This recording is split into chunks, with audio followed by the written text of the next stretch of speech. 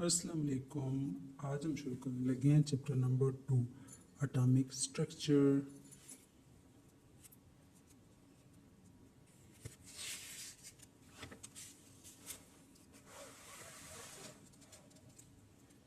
Page number 18।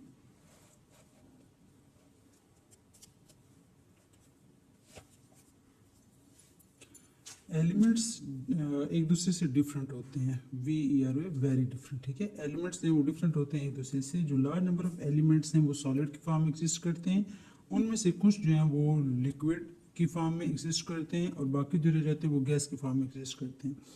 जो सारे elements हैं वो सारे एटम से मिलकर बने हैं। एटम मिलकर एलिमेंट्स बनाते हैं। तो एलिमेंट्स जो हैं 3 स्टेट में एग्जिस्ट करते हैं, सॉलिड, लिक्विड्स, गैस। 3 फॉर्म्स में सॉलिड्स एलिमेंट्स एग्जिस्ट करते हैं। सेकंड पैराग्राफ है कि आप लोगों ने कभी सोचे कि एलिमेंट्स डिफरेंट क्यों एक दूसरे से। सल्फर जो है वो डिफरेंट है गोल्ड से, फिर ये डिफरेंट है ब्रोमीन से। सिमिलरली आयरन जो है वो हैवी मेटल होती है, आयरन हैवी मेटल है। एल्यूमिनियम और जिंक लाइट मेटल्स हैं। मेटल्स के हैं लस्ट्रियस होती हैं। जो नॉन मेटल्स हैं जैसे सल्फर और कार्बन है वो डल होती हैं। लस्ट्रियस मीन्स शाइनी इन नेचर, डल मतलब इतनी ज़्यादा वो शाइन नहीं करती। जो डिफरेंस है इनकी, जो एलिमेंट्स हैं इनकी प्रॉपर्टीज डिफरेंट होती हैं। क्यों होती हैं? क्योंकि इनके कॉन्स्टिट्यूएंट एटम्स डिफरेंट होते हैं, कि जिनसे ये चीज़ मिलकर बनी है वो डिफरेंट होती हैं। इसलिए ये जो एलिमेंट्स हैं ये भी डिफरेंट होते हैं। जब डिफरेंट एटम से मिलकर बनेंगे तो एलिमेंट्स डिफरेंट होंगे, उनकी प्रॉपर्टीज डिफरेंट होंगी। यहाँ पे जो एलिमेंट्स हैं 3, इनके आपने नेम मेंशन करने हैं कि कौन कौन से एलिमेंट्स हैं। स्ट्रक्चर ऑफ एटम, तो पेज नंबर 19 है हमारे पास। स्ट्रक्चर ऑफ एटम टॉपिक है 2.1। लेट्स सी 2.1 में क्या क्या दिया हुआ है।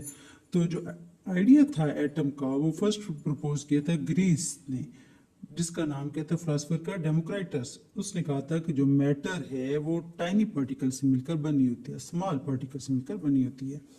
तो इसने इस पार्टिकल का नाम एटम दे दिया।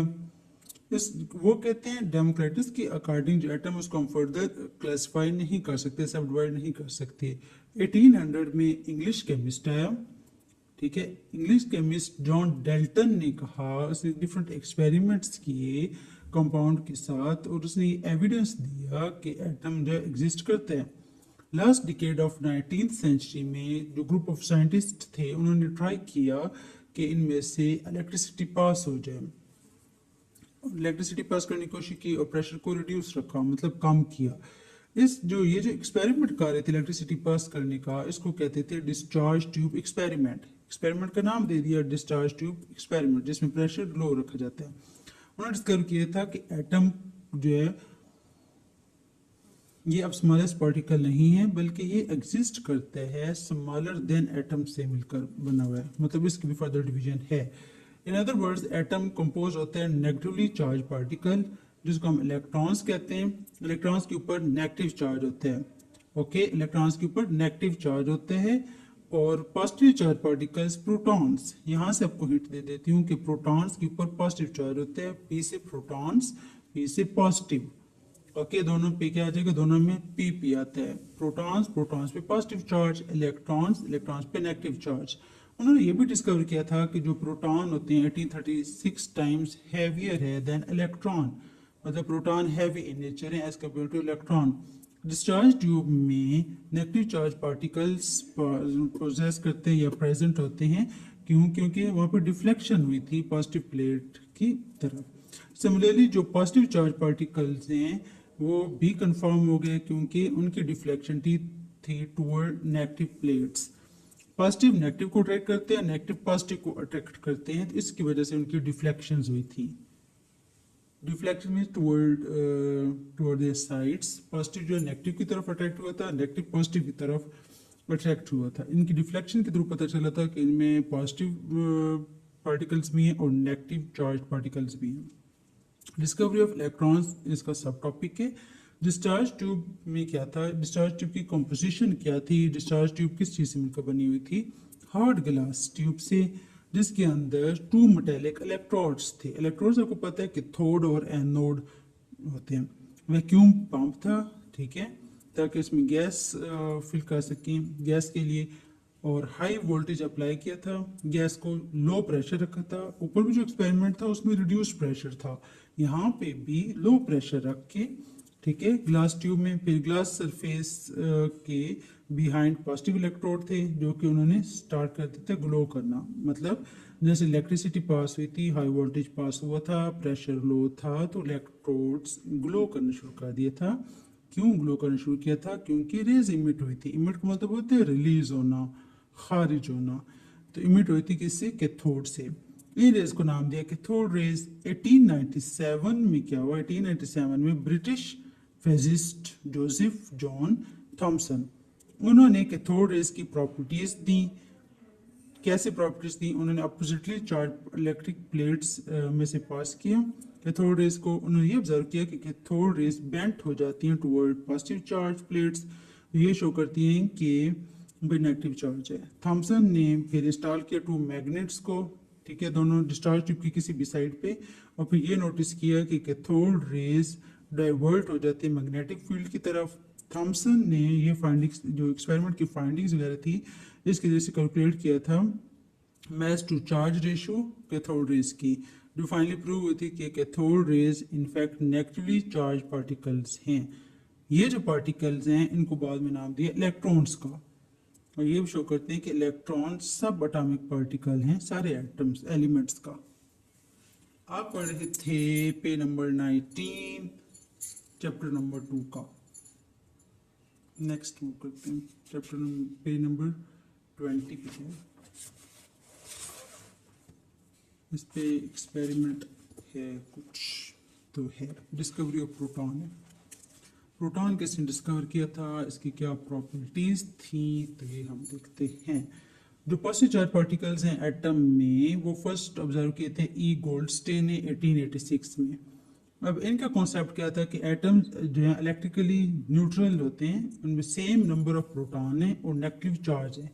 उन्होंने फिर सीरीज ऑफ एक्सपेरिमेंट्स किए glass discharge gas discharge tube के साथ। गैस डिस्चार्ज ट्यूब परफोरेटेड थी। परफोरेटेड का मतलब होता है हैविंग पोर्स। जिस तरह से अब ये एक प्लेट से बने हुए, इसके अंदर क्या है? पोर्स है। ये क्या है हमारे पास? कैथोड है। और दूसरा जिसके अंदर पोर्स नहीं है वो एनोड है। हाई वोल्टेज बैटरी कनेक्टेड है, एक इलेक्ट्रोड पे पॉजिटिव चार्ज है, दूसरे पे नेगेटिव चार्ज है।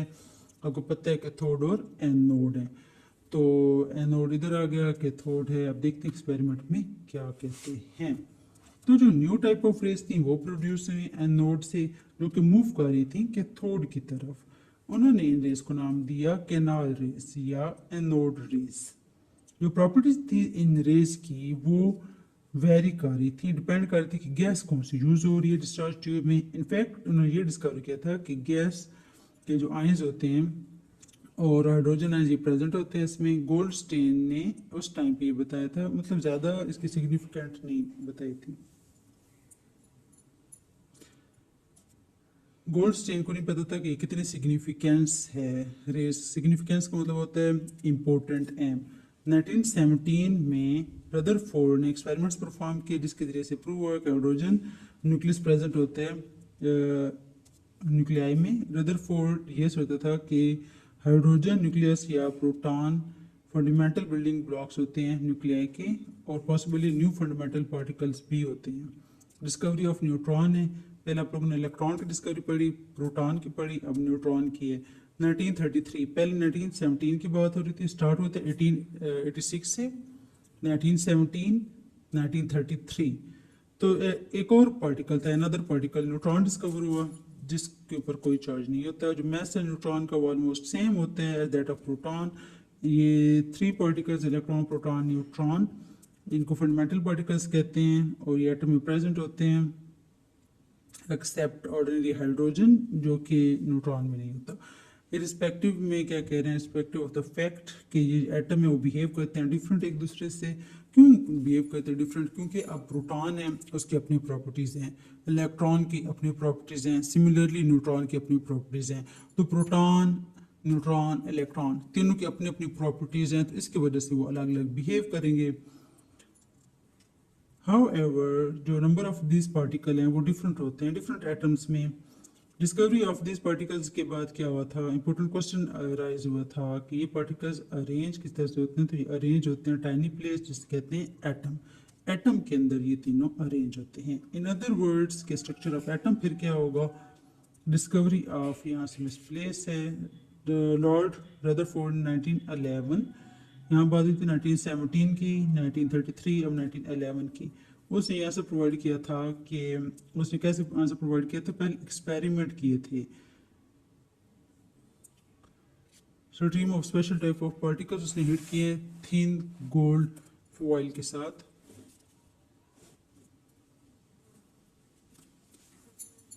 तो एक्सपेरिमेंट्स उन्होंने ये कंक्लूड किया कि एटम के अंदर दो पोर्शंस हैं। एक में टाइनी सेंट्रल पोर्शन है जिसको न्यूक्लियस कहते हैं, जो रिलेटिवली मतलब कंपैरिजन के लिए, रिलेटिव टू मतलब कि इस कंपैरिजन में लार्ज होता है, और उसको सराउंडिंग किया होता है किसने, एक्स्ट्रा न्यूक्लियर पोर्शन ने। उसने ये डिस्कवर किया था कि जो मास ऑफ एटम है वो कंसंट्रेटेड होता है न्यूक्लियस में, क्योंकि इसमें हैवी पार्टिकल्स हैं प्रोटॉन और न्यूट्रॉन्स जो कि उसके अंदर प्रेजेंट होते हैं, और न्यूक्लियस में ये दो पार्टिकल्स एक दूसरे के साथ स्ट्रॉन्ग न्यूक्लियर फोर्सेस के थ्रू कनेक्टेड होते हैं। आपको पता है कि इसमें इंटरमोलिकुलर फोर्सेस होती हैं।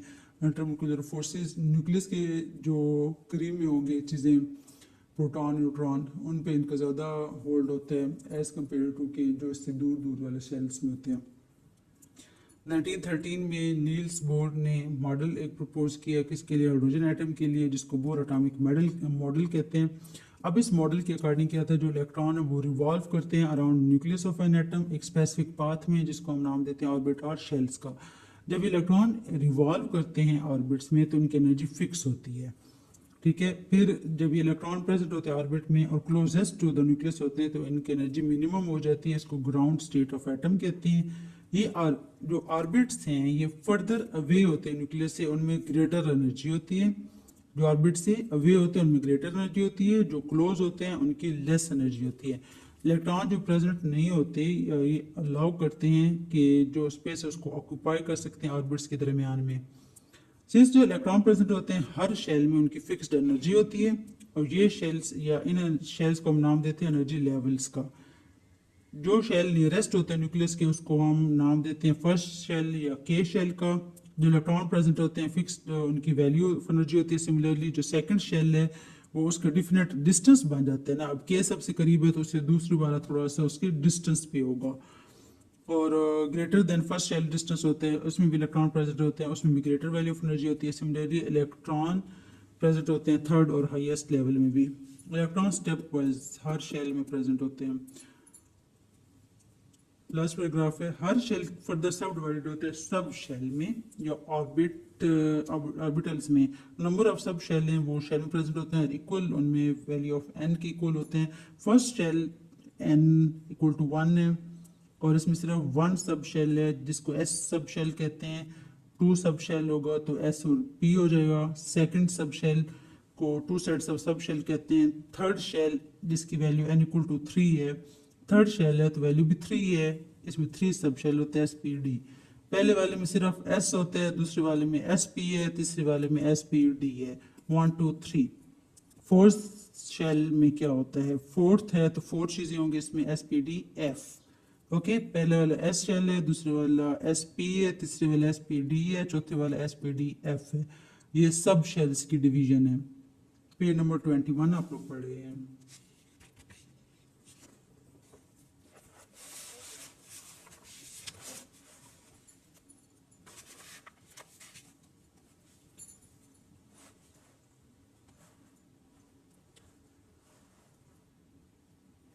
According to modern approach electrons हैं आर लाइक चार्ज्ड क्लाउड्स, ठीक है, जिसकी लोकेशन अराउंड न्यूक्लियस होती है और हम उसको प्रिडिक्ट नहीं कर सकते 100% के इसमें ये इतने डिस्टेंस पे होंगे।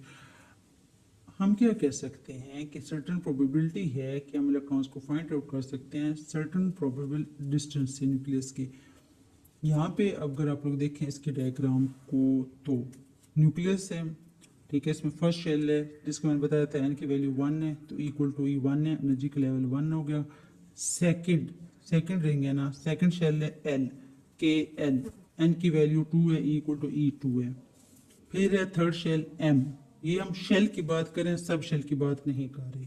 KLM, M में N की वैल्यू 3 है क्योंकि ये 3 नंबर पे है, थर्ड शेल है। फिर N है, N की वैल्यू 4 है, इक्वल टू E4। यहाँ पे इंटरेस्टिंग इंफॉर्मेशन है, ये आप लोग खुद देख लीजिएगा। उसके बाद हम देखते हैं फर्दर टॉपिक को कि नंबर ऑफ इलेक्ट्रॉन्स को फाइंड आउट करने के लिए कि वो कितना अकोमोडेट कर रहा है एक्स्ट्रा न्यूक्लियर शेल के अंदर। साइंटिस्ट ने इसको डिवाइस किया फार्मूला 2n² के साथ, ठीक है, जिसमें हम कह सकते हैं कि n जो है उसके वैल्यूज 1 2 3 और सो ऑन है, जो कि जितने नंबर ऑफ शेल्स में प्रेजेंट होते हैं। शेल्स को नाम देते हैं KLM, n का और सो ऑन। जो वैल्यू n है वो 1 होती है, इसका मतलब है कि k शेल है। यहाँ पे मैं आपको बता चुकी हूँ कि k में n की वैल्यू 1 होती है, तो उसी चीज़ को मतलब यहाँ पे एक्सप्लेन कर रहे हैं। फिर जो मैक्सिमम नंबर ऑफ इलेक्ट्रॉन्स हैं जो प्रेजेंट होंगे इस शेल में 2 multiply by 1 square equal to 2 1 2, और K shell however less than 2 electrons होंगी या इसमें कोई इलेक्ट्रॉन नहीं होंगे। सिमिलरली n इक्वल टू 2 है, इसका मतलब है कि सेकंड शेल है, मतलब L की बात हो रही है। पहले k की बात हो रही थी, अब L की बात हो रही है। तो L में इसकी वैल्यू क्या है, 2 है। अब इसमें maximum number of electrons accommodate करते हैं 2 मल्टीप्लाई बाई 2 होल स्क्वायर, 2 की पावर 2 है, 2 2 ज़ा 4, 4 2 ज़ा 8। यहाँ पे इसको ओपन करें तो 2 2 ज़ा 4 बनते हैं, तो 8 आ जाएगी। n की वैल्यू 3 होगी m शेल में, तो इसमें 18 इलेक्ट्रॉन्स होंगे। इसी की वैल्यू अगर हम 3 ले लें तो ये प्रोसेस इसी तरह से चलता रहता है जहाँ तक कि एटम फिनिश हो जाते हैं। लास्ट पैराग्राफ इस टॉपिक का, जो maximum number of electrons accommodate करते हैं सब शेल्स। अब सब शेल की बात हो रही है, पहले शेल्स का पढ़ा रही थी, अब सब शेल की बात हो रही है। SPDF है जिसमें 2 6 10 14 रिस्पेक्टिवली इलेक्ट्रॉन्स होते हैं। फर्स्ट शेल में 2 इलेक्ट्रॉन्स हैं, तो ये S में आएंगे सब शेल में। सेकंड शेल के बाद 8 इलेक्ट्रॉन्स आएंगे। फर्दर सब डिवाइड करें तो S सब शेल में 2 इलेक्ट्रॉन्स और 6 इलेक्ट्रॉन्स आ जाएंगे, और ये P शेल आ जाएगा, P सब शेल आएगा। पहले S फील्ड होते हैं ना, S के बाद जो इलेक्ट्रॉन्स एक्स्ट्रा होते हैं वो P सब शेल में मूव कर जाते हैं। P वाला फील्ड होता है तो D में, D वाला फील्ड होता है तो F में चले जाते हैं। SPDF 4 सब शेल के आपने नाम पढ़े हैं। और मेन जो शेल हैं वो कौन कौन से हैं, KLMN।